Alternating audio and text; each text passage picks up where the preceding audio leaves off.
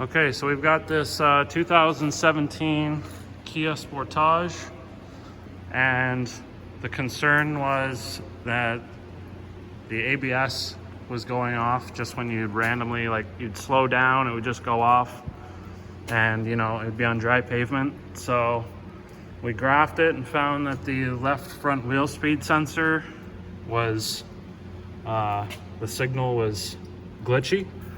So I tried to take the wheel speed sensor out and it's stuck in there from so much rust.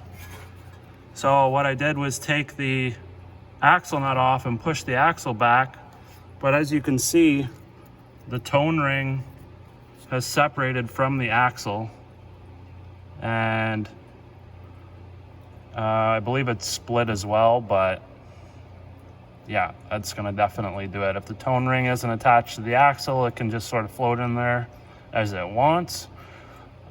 Most likely has caused damage to the end of the sensor. So this one's going to be getting a new axle and a sensor. And then once that's in, we'll regraph it and confirm the repair.